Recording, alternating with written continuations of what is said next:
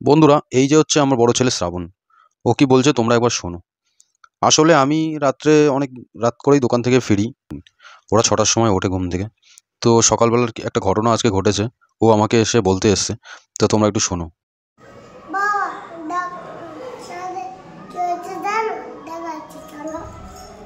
শ্রাবণ বলতে চাইছে, ও আর ঠাকুরদা সকালে গাছে জল দিতে গিয়ে গাপ্পির গামলায় একটা শুঁয়োপোকা দেখে। সেটা ও এবং ঠাকুরদা দুজনে মিলে একসাথে ফেলে দেয়। তারপরে আমি যখন ঘুম থেকে উঠি ও তখন আমায় ডাকতে আসে।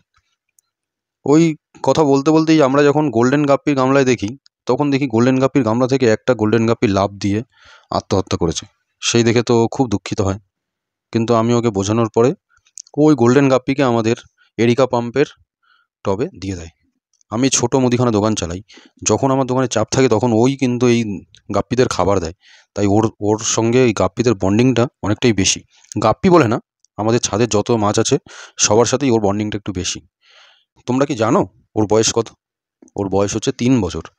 আসলে 3 বছর না, ও আরও 6 মাস আগের থেকেই নেচারের প্রতি খুব ইন্টারেস্ট ওর।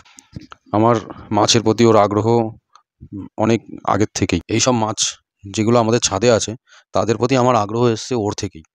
ওই প্রথম এই মাছ মাছ করে আমার মাথা খারাপ করে দিয়েছিল।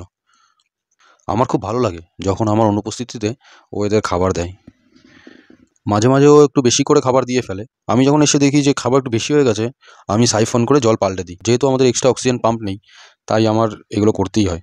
কারণ খাবার পচে গিয়ে অ্যামোনিয়া হয়ে গেলে জলের পিএইচ লেভেল খারাপ হয়ে যাবে, জলে গন্ধ হয়ে যাবে, তখন মাছের পক্ষে বেঁচে থাকাটা একটু চাপ হয়ে যাবে।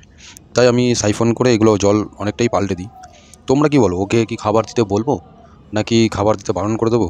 আমার পক্ষে কোনটা করা উচিত কোনটা অনুচিত তোমরা একটুখানি কমেন্ট